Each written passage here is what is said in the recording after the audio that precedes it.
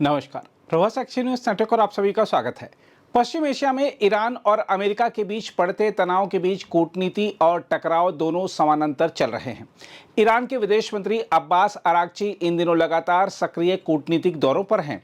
पाकिस्तान और ओमान की यात्राओं के बाद वह रूस पहुंचे, जहां उन्होंने स्पष्ट संकेत दिया कि हालिया बातचीत बेनतीजा रहने के लिए अमेरिका जिम्मेदार है।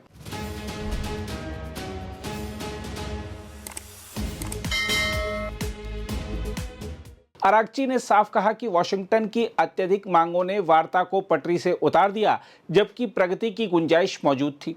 उन्होंने यह भी दो टूक कहा कि हॉर्मुज जलडमरू मध्य से सुरक्षित आवाजाही केवल क्षेत्रीय नहीं बल्कि पूरी दुनिया का अहम मुद्दा है। देखा जाए तो अरागची की यह कूटनीतिक सक्रियता रणनीतिक संदेशों से भरी हुई है। पाकिस्तान में उन्होंने शीर्ष नेतृत्व और सेना प्रमुख से मुलाकात कर अमेरिका तक ईरान की तथाकथित रेड लाइन पहुंचाई, जिसमें परमाणु मुद्दा और हॉर्मुज जलडमरू मध्य प्रमुख हैं।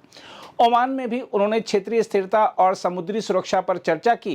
रूस पहुंचकर उन्होंने यह संकेत दिया कि ईरान अब बहुपक्षीय समर्थन के साथ आगे बढ़ना चाहता है। दूसरी ओर अमेरिका के राष्ट्रपति डोनाल्ड ट्रंप का रुख पूरी तरह दबाव की राजनीति पर आधारित नजर आ रहा है। उन्होंने खुले तौर पर कहा कि ईरान चाहे तो खुद संपर्क करे, लेकिन अमेरिका झुकने वाला नहीं है। ट्रंप ने दावा किया कि अमेरिकी हमलों और आर्थिक नाकेबंदी ने ईरान की सैन्य और औद्योगिक क्षमता को गंभीर नुकसान पहुंचाया है।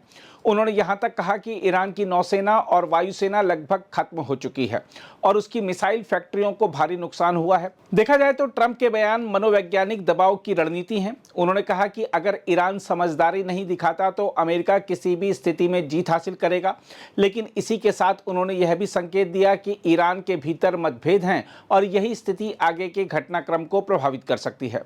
हालांकि ईरान ने भी उसे तीखे अंदाज में जवाब दे दिया है। उपराष्ट्रपति इस्माइल सगाब इस्फहानी ने साफ चेतावनी दी है कि अगर ईरान के तेल ढांचे को नुकसान पहुंचा तो 4 गुना जवाब दिया जाएगा। यह बयान इस पूरे टकराव को सीधे आर्थिक युद्ध से जोड़ देता है। इस बीच ईरान ने पाकिस्तान के माध्यम से अमेरिका को एक नया प्रस्ताव भी भेजा है। रिपोर्टों के अनुसार यह 2 चरणों की योजना है, जिसमें पहले युद्ध समाप्त करने और हॉर्मुज जलडमरू मध्य को खोलने की बात है, जबकि परमाणु मुद्दे को बाद में उठाने का संकेत दिया गया है। इसके बदले में ईरान चाहता है कि अमेरिका उसकी नाकेबंदी खत्म करे, लेकिन यह कूटनीतिक कोशिशें जमीनी हालात से मेल नहीं खा रही हैं। दक्षिणी लेबनान में इजरायल के हमले लगातार जारी हैं, जिनमें कई लोगों की मौत हो चुकी है। संघर्ष विराम के बावजूद हो रहे ये हमले स्थिति की गंभीरता को उजागर करते हैं। हिजबुल्लाह ने भी जवाबी कार्रवाई करते हुए इजरायली सैनिकों को निशाना बनाने का दावा किया है। हॉर्मुज जलडमरू मध्य इस पूरे संकट का सबसे संवेदनशील केंद्र बन चुका है। ईरानी नेताओं ने साफ कहा है कि अब युद्ध से पहले वाली स्थिति में वापसी संभव नहीं है। यह सीधा संकेत है कि तेहरान इस रणनीतिक मांग को अपने प्रभाव के दायरे में रखना चाहता है। ओमान के विदेश मंत्री बद्र बिन हमद अल बुसैदी ने भी इस मुद्दे पर चिंता जताई है और कहा है कि समुद्री सुरक्षा और फंसे हुए नाविकों की रिहाई बेहद जरूरी है। इससे साफ है कि यह संकट अब मानवीय पहलुओं को भी प्रभावित कर रहा है। ईरान की संसद के अध्यक्ष मोहम्मद बाकर गलीबाफ ने भी अमेरिका को जवाब देते हुए कहा है कि केवल अमेरिका के पास ही ताकत नहीं है। उन्होंने एक प्रतीकात्मक गणितीय उदाहरण के जरिए बताया है कि दोनों पक्षों के बीच शक्ति संतुलन बना हुआ है। यह बयान संकेत देता है कि ईरान खुद को कमजोर मानने को तैयार नहीं है। हालांकि पाकिस्तान की भूमिका पर भी सवाल उठ रहे हैं।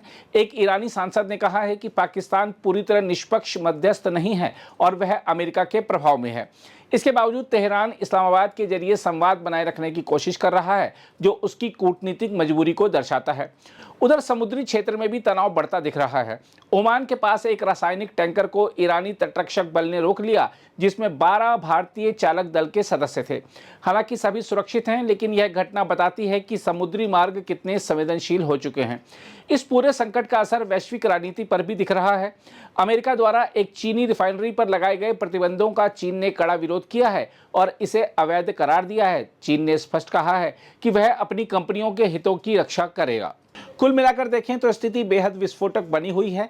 एक तरफ ईरान कूटनीतिक मोर्चे पर सक्रिय होकर अपनी शर्तें तय करना चाहता है, तो दूसरी तरफ अमेरिका दबाव और प्रतिबंधों के जरिए उसे झुकाने की कोशिश कर रहा है।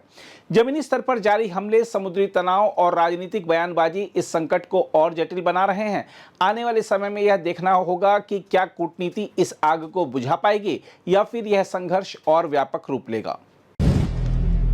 अगर आप भी लेना चाहते हैं देश दुनिया की तमाम जानकारी तो आज ही सब्सक्राइब करें हमारे चैनल को।